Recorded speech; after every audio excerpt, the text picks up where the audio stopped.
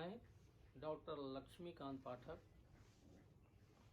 Associate professor, केंद्रीय संस्कृत विश्वविद्यालय नई दिल्ली से एफिलेटेड महाविद्यालय, वाराणसी स्थित रानी पद्मावती तारा योग तंत्र आदर्श संस्कृत महाविद्यालय शिवपुर।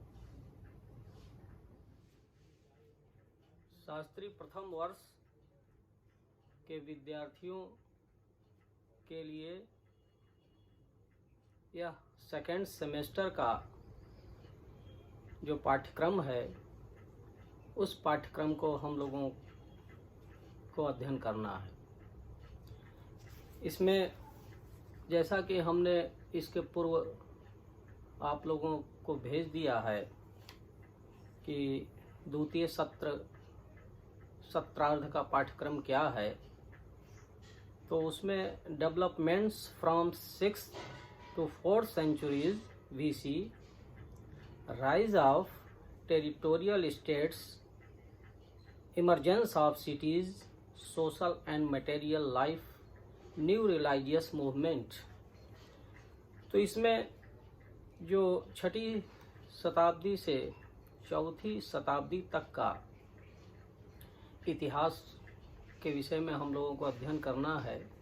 तो इसमें यह हम पाते हैं कि 6ठी शताब्दी ईसा पूर्व का जो काल था, मानव के इतिहास में यह एक महत्वपूर्ण युग था। 6ठी शताब्दी ईसा पूर्व के पहले हम लोगों ने इस पाठ्यक्रम के अंतर्गत सिंधु घाटी की सभ्यता, वैदिक सभ्यता, पाषाणकालीन सभ्यता आदि के विषय में अध्ययन कर चुके हैं। इसी को आधार बनाकर यदि देखा जाए तो वैदिक काल में ऋग्वैदिक काल और उत्तर वैदिक काल, इस तरह का विभाजन हुआ है।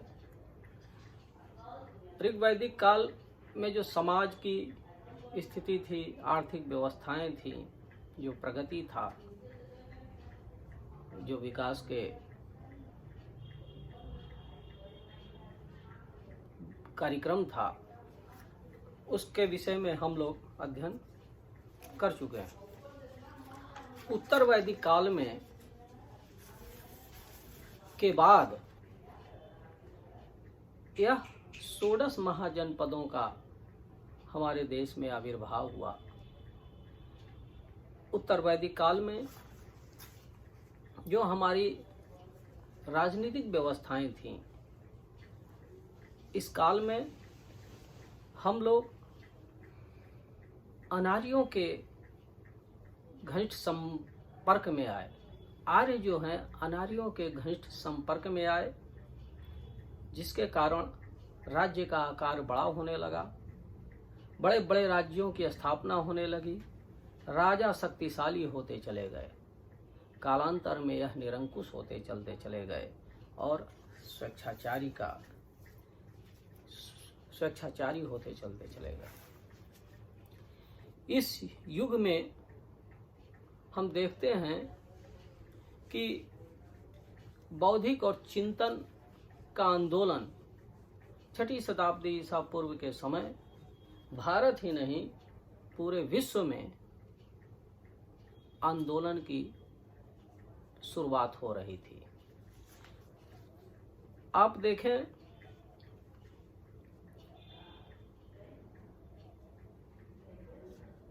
ये 6ठी शताब्दी ईसा पूर्व के समय जो आंदोलन हुआ, इस आंदोलन का सामाजिक,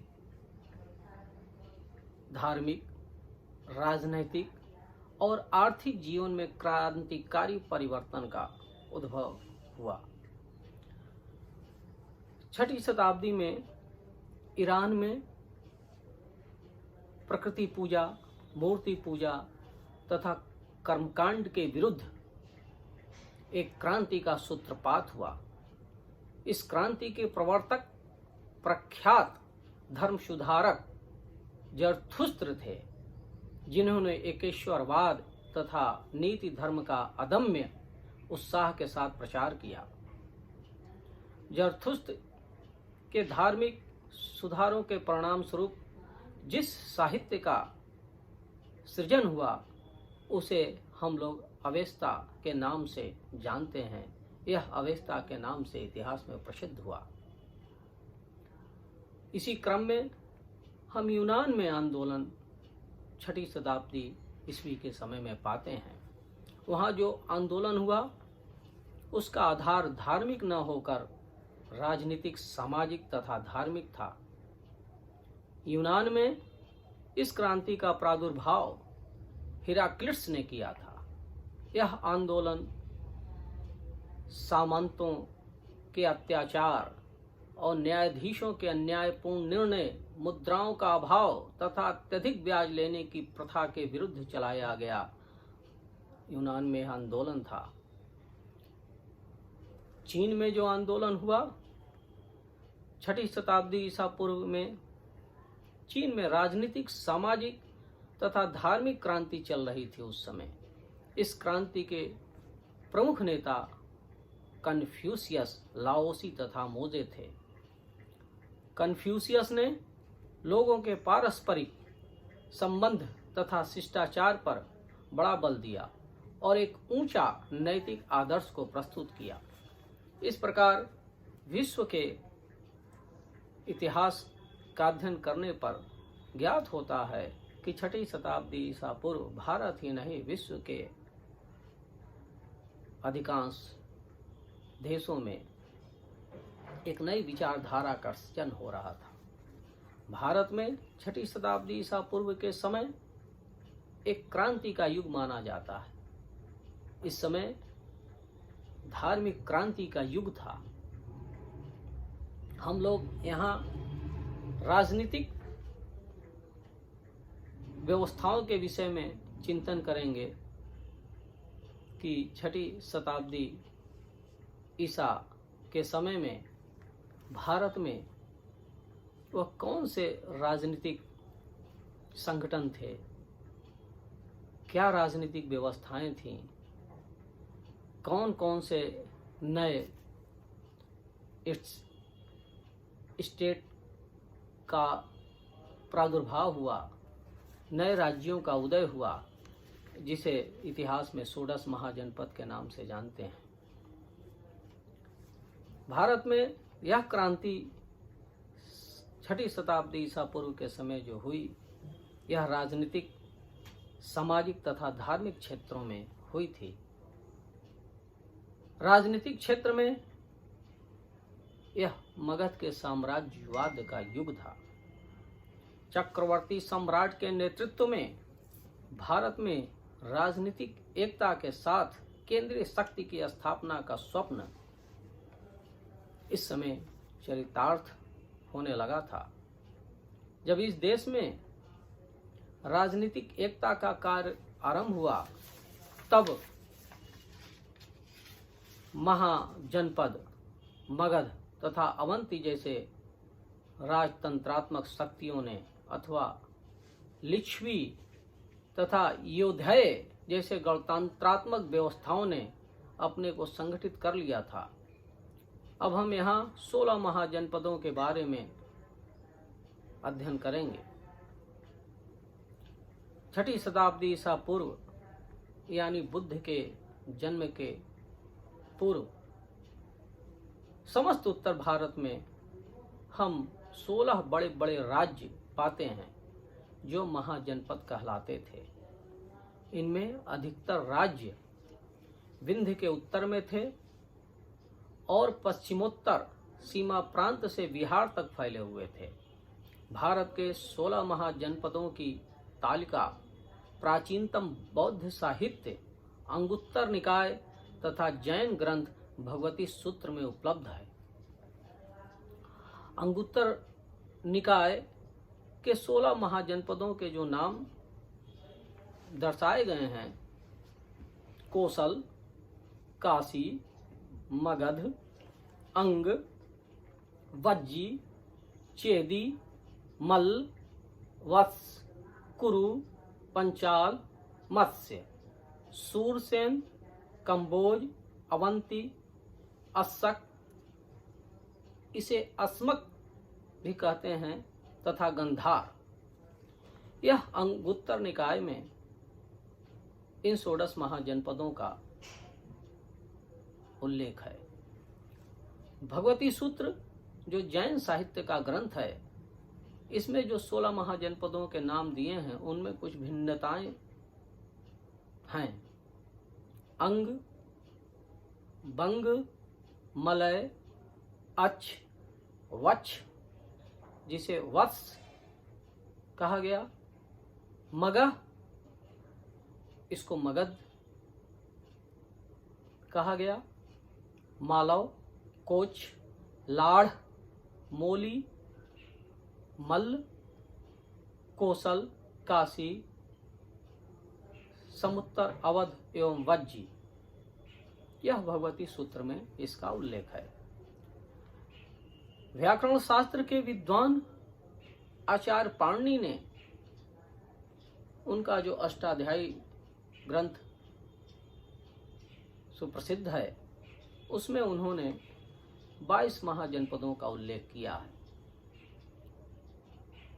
महाजनपदों के विषय में अब हम यह देखेंगे कि इसका उद्भव किन परिस्थितियों के बीच हुआ, वह कौन से कारण और कौन से विकास थे जिसके कारण महाजनपदों का प्राचीन भारत के इतिहास में महत्वपूर्ण योगदान है। वो कौन से महाजनपद थे, उनका उदय कैसे हुआ।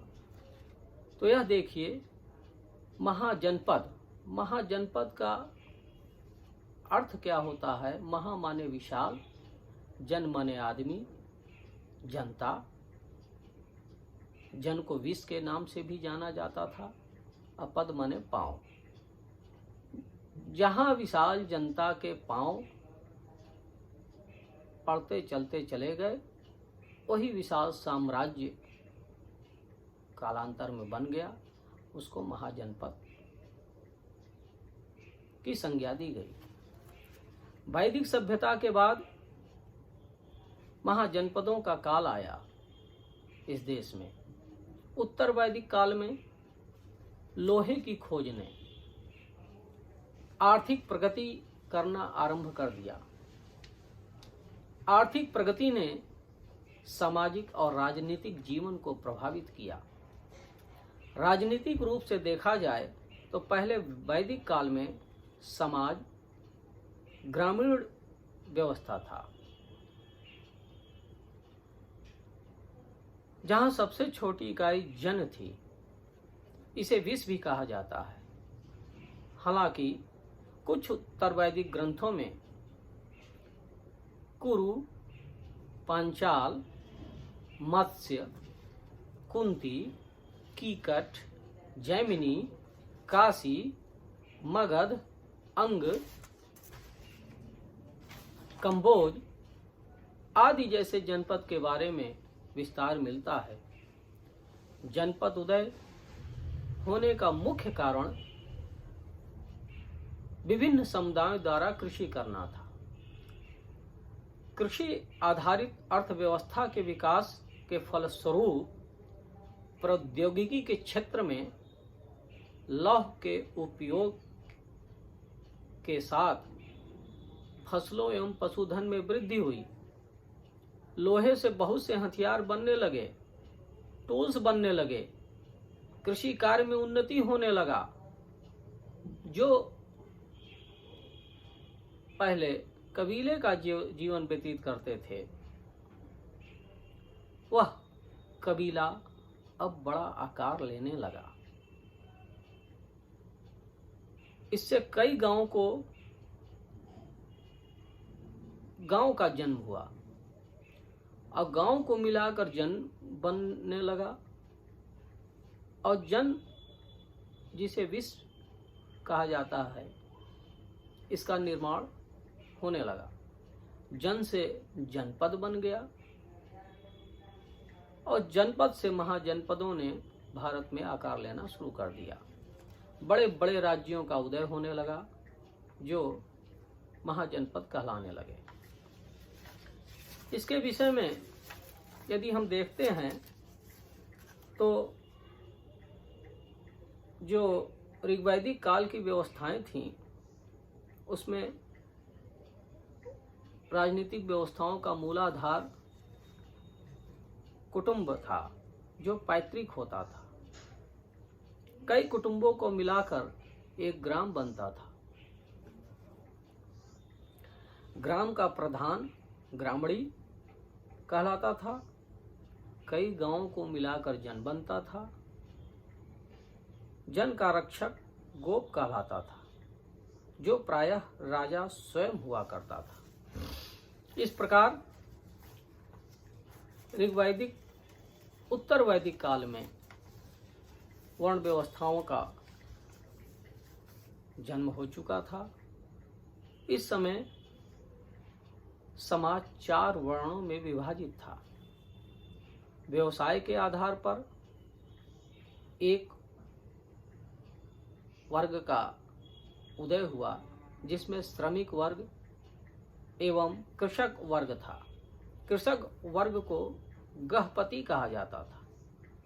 यहाँ यह ध्यान देने योग्य है, ये जो प्रश्न पूछे जाते हैं कि गहपति किसे कहा जाता है, इसमें बहुत से ऐसे प्रश्न अपने आप तैयार हो जाएंगे जिसका हम लोग परीक्षा में लाभ उठा सकते हैं। इस पर विशेष ध्यान देने की जरूरत है।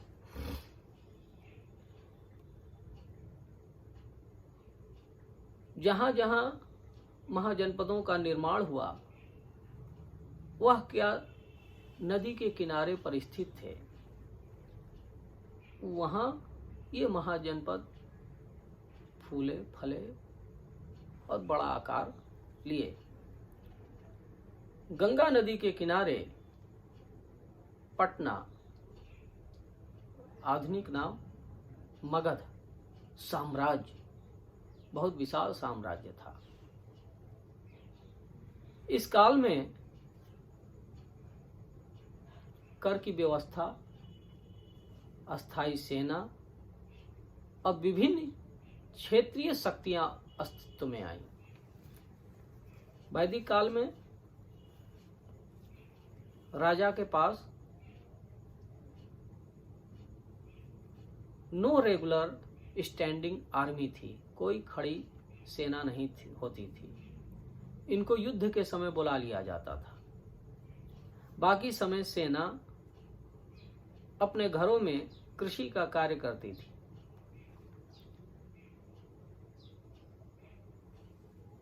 महाजनपद के काल में यहाँ रेगुलर सेना रखने का क्रम शुरू हुआ।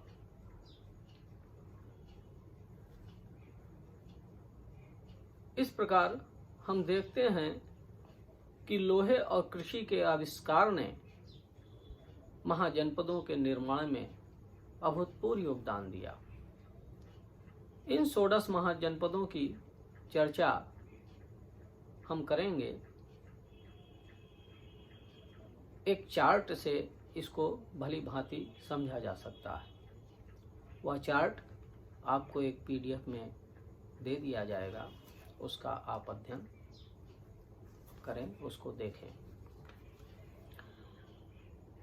इस चार्ट के आधार पर यहाँ जो 16 महाजनपद उस समय 6ठी शताब्दी ईसा पूर्व के समय थे, वह कौन कौन से थे, इस विषय पर हम लोग विचार करेंगे। उसका क्या स्वरूप था, उसकी राजधानी क्या थी। सबसे पहले हम काशी, जो महाजनपद में से एक था, यह कालांतर में जैन तीर्थंकर पार्श्वनाथ जो वाराणसी में स्थित, के पिता अश्वसेन काशी के प्राचीन राजाओं में से एक माने जाते हैं। वह काशी में थे। ईसा पूर्व 6ठी शताब्दी में प्रारंभ में काशी सर्वाधिक शक्तिशाली नगर राज्य था। काशी की प्रतिद्वंदिता कोसल, अंग, मगध के साथ थी। काशी की राजधानी उस समय काशी और वाराणसी दोनों के नाम का उल्लेख मिलता है। आधुनिक स्थल वाराणसी। काशी के बाद कोसल महाजनपद, इसकी राजधानी सावत्थी, जिसे श्रावस्ती सुप्रसिद्ध नाम से जाना जाता है। आधुनिक नाम यह साकेत अथवा अयोध्या के नाम से जाना जाता है। गोंडा जिले में यह कोसल राज षोडश महाजनपद के समय में कहाँ था, इसके विषय में यह गोंडा जिले में सहेठ महेठ नामक गांव में श्रावस्ती के भग्नावशेष मिले। इसकी जब पुरातात्विक सर्वेक्षण हुआ तो वहां कोसल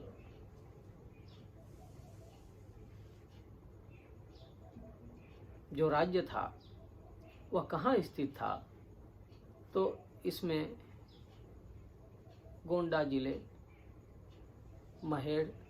सहेठ महेठ नामक गांव में इसका भग्नावशेष मिला। इससे पहले कोसल की राजधानी साकेत और अयोध्या रह चुकी थी। बुद्ध काल में कोसल महाजनपद के 2 भाग हो गए थे। उत्तरी भाग की राजधानी साकेत और दक्षिणी भाग की राजधानी श्रावस्ती। इस तरह कोसल राज्य का विवरण मिलता है। तीसरा, अंग। यह जनपद मगध से पूर्व था। इसकी राजधानी चंपा थी। यह आधुनिक भागलपुर और मुंगेर में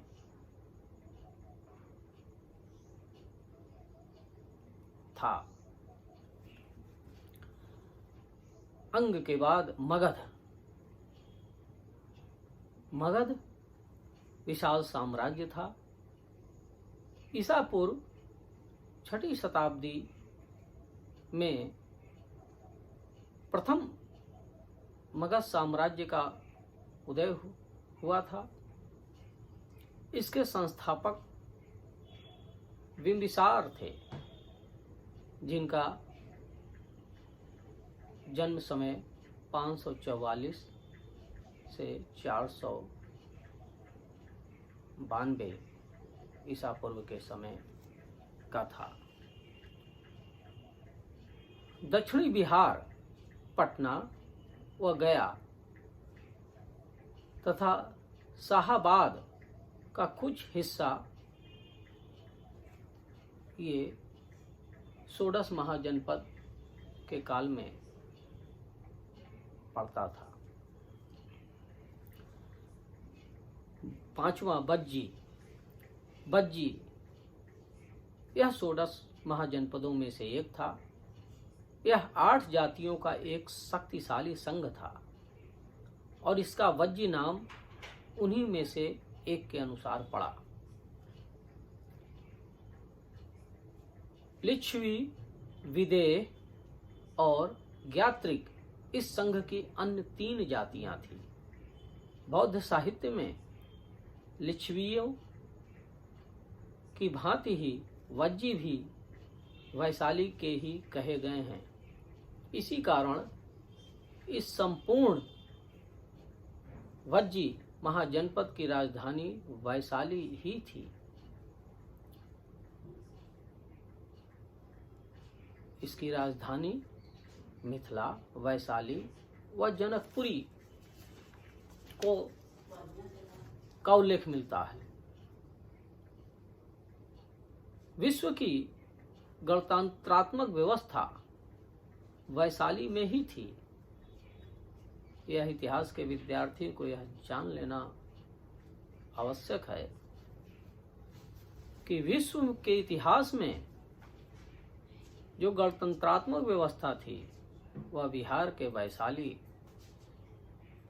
16 महाजनपदों के एक राज्य में मिलता है। वह वैशाली इतिहास में प्रसिद्ध है। यह कहाँ पड़ता है? आधुनिक समय में कहाँ पड़ता था? तो आधुनिक समय में यह मुजफ्फरपुर तथा दरभंगा में यह पड़ता था। मुजफ्फरपुर का कुछ हिस्सा और दरभंगा का कुछ हिस्सा यह मिलाकर उस समय वैशाली का राज्य था। छठवां, मल्ल के विषय में। यह एक गणराज्य था। मल्लों का जनपद वज्जी संघ के उत्तर में था। मल्लों की 2 शाखाएं थीं, जिनमें से एक की राजधानी कुशीनगर और दूसरे की पावा थी। यहाँ बुद्ध काल से पूर्व मल्लों में राजतंत्र शासन था। यह राज्य कौशल के पड़ोस में स्थित था। चेटी, इसको चेदी भी कहा जाता है। 6वीं शताब्दी ईसा पूर्व में इस काल के चेटी प्राचीन काल के चेदी ही हैं। इसकी राजधानी सुक्तिमती अथवा सोत्थिवती नगरी थी। यह आधुनिक स्थल यह कहाँ उस समय के काल में स्थित था? यह बुंदेलखंड के पूर्वी तथा उसके समीपवर्ती भागों में चेदी महाजनपद स्थित था। 8वां महाजनपद वंश अथवा वत्स के नाम से प्रसिद्ध है। बच्छों का देश यमुना तटवर्ती था। अवंती के उत्तर पूर्व यह राज्य स्थित था। इसकी राजधानी कौशाम्बी थी। यह इलाहाबाद से 30 मील दूर आधुनिक कोसम गांव में यह स्थित था। इलाहाबाद तथा बांदा का कुछ हिस्सा मिलाकर यह जो कौशाम्बी का विवरण मिलता है। कुरु, इसकी राजधानी इंद्रप्रस्थ थी। आधुनिक स्थल मेरठ, दिल्ली और थानेश्वर के भागों में यह 6वीं शताब्दी ईसा पूर्व स्थित था। महाजनपद में उस समय 2 नगर थे। एक का नाम इंद्रप्रस्थ था और हस्तिनापुर था। बुद्ध के समय में यहाँ का राजा कौरव्य था। महाभारत काल का हस्तिनापुर नगर इसी राज्य में स्थित था। कुरु राज्य में ही हस्तिनापुर स्थित था, जो मेरठ, दिल्ली और थानेश्वर के बीच का एक भाग था। पंचाल, महाजनपद की 2 शाखाएं थीं। पंचाल की राजधानी अहिच्छत्र और दक्षिण पांचाल की राजधानी कापिल्य थी। यह आज के रुहेलखंड और गंगा यमुना द्वीप के एक भाग पर स्थित था। उत्तरी और दक्षिणी पंचाल महाजनपद की दो शाखाएं थीं। यहाँ राजतंत्रात्मक शासन था। कौटिल्य के समय में यह गणराज्य हो गया। पंचाल जनपद की सीमाएं हिमालय की तलहटी से लेकर दक्षिण में चंबल नदी तक तथा पूरब में कोसल तथा पश्चिम में कुरु जनपद तक फैला हुआ था। मच्छ अथवा मत्स्य महाजनपद, इसकी राजधानी विराटनगर, वैराट भी कहा जाता है। यह राजस्थान के जयपुर जिला में बसा हुआ था। मत्स्य भूमि यमुना के पश्चिम और कुरुओं के दक्षिण में थी।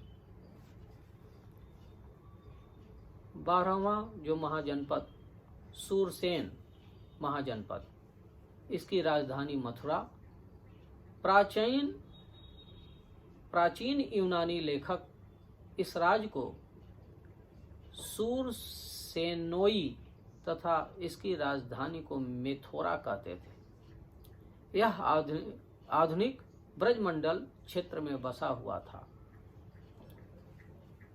अस्सक, बुद्ध के समय में अस्सक महाजनपद गोदावरी तीर पर बसा था और उनके मुख्य नगर का नाम पोतली अथवा पोतन था। महाजनपदों में केवल अस्सक या अस्मक ही दक्षिण भारत में था। यह गोदावरी नदी के तट आंध्र प्रदेश में स्थित था।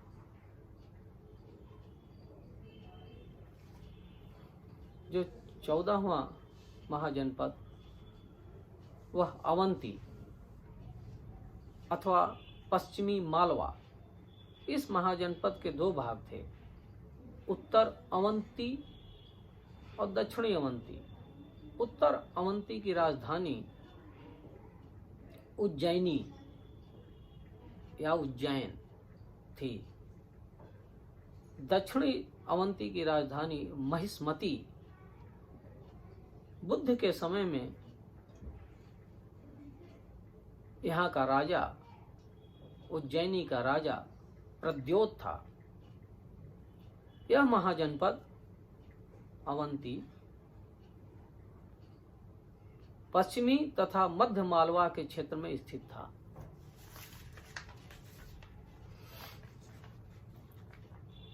पंद्रहवां जो महाजनपद था गांधार,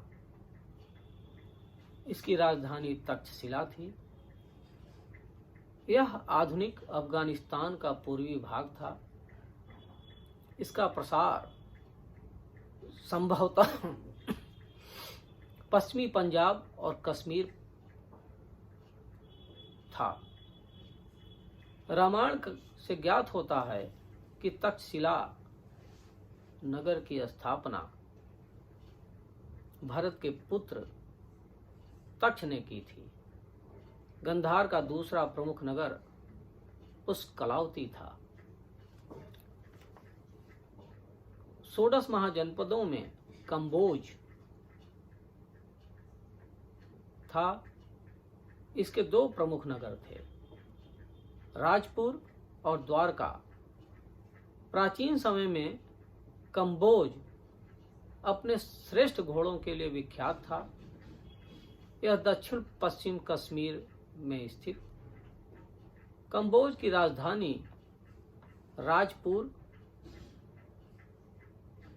या हाटक भी इसे कहा जाता था। अफगानिस्तान का कुछ भाग कंबोज में आता है। इस प्रकार 16 महाजनपदों में से हम देखते हैं कि 8 जो महाजनपद थे वह उत्तर प्रदेश में स्थित थे। ये महाजनपद कौन कौन से थे जो उत्तर प्रदेश में स्थित थे? काशी, कोसल, वत्स, मल्ल, कुरु, पंचाल, सूरसेन तथा चेदी, ये 8 महाजनपद उत्तर प्रदेश में स्थित थे 6ठी शताब्दी ईसा पूर्व के समय। बिहार में 3 महाजनपद थे। मगध, जो विशाल साम्राज्य था, एक समय 16 महाजनपदों का यह केंद्र बिंदु था। मगध की सीमाएं कालांतर में सुदूर तक फैली हुई थी। इसका चर्चा हम बाद में करेंगे कि मगध का उद्भव और इसके शासक वर्ग का इतिहास क्या था, इसका उत्कर्ष कैसे हुआ, इस विषय का अध्ययन एक अगले अध्याय में करेंगे। मगध, अंग और वज्जी, ये 3 बिहार में स्थित महाजनपद थे। एक महाजनपद मध्य प्रदेश जो अवंती था। राजस्थान में एक महाजनपद था जिसे मच्छ या मत्स्य कहा जाता है। दक्षिण भारत में अस्मक, जिसे अस्सक भी कहा जाता है, यह आंध्र प्रदेश में स्थित था। भारत के बाहर आज के संदर्भ में यह कंबोज और गंधार था। ईसा पूर्व 6ठी शताब्दी का इतिहास में ये जो 16 महाजनपद थे जिनकी चर्चा हम लोगों ने किया, इस 16 महाजनपदों में आपस में प्रतिद्वंदिता, संघर्ष, एक दूसरे के प्रति ईर्ष्या का भाव, साम्राज्यवाद का उदय का परिणाम हुआ कि उस समय आपस में संघर्षरत ये जो महाजनपद थे, इनमें से एक शक्तिशाली के रूप में उभर कर मगध साम्राज्य आया, जो विशाल साम्राज्य के रूप में हमारे भारत के इतिहास में प्रसिद्ध है। यहाँ का सबसे प्रथम प्रतापी राजा हर्यक वंश का बिंबिसार हुआ। बिंबिसार का कार्यकाल, इसका शासनकाल 544 से 492 ईसा पूर्व के समय का था। यह मगध की महत्ता का वास्तविक संस्थापक माना जाता है। आगे हम मगध के उत्कर्ष के विषय में अध्ययन करेंगे। यह आगे धार्मिक क्रांति का युग 6ठी शताब्दी से 4ठी शताब्दी ईसा पूर्व के समय का अध्ययन में, यह धार्मिक क्रांति के युग में जैनिज्म, बौद्धिज्म, नए राज्यों का उदय, क्या सामाजिक और आर्थिक व्यवस्थाएं थी, उन सबों का क्रमवत हम लोग अपने पाठ्यक्रम के अनुसार अध्ययन करेंगे। इसमें बहुत से प्रश्न अपने आप उभर कर आते हैं, जिसका आप लोग इसको खोजें, अध्ययन करें। यथा समय इसका भी प्रश्न बैंक आपको दिया जाएगा यथा समय। धन्यवाद।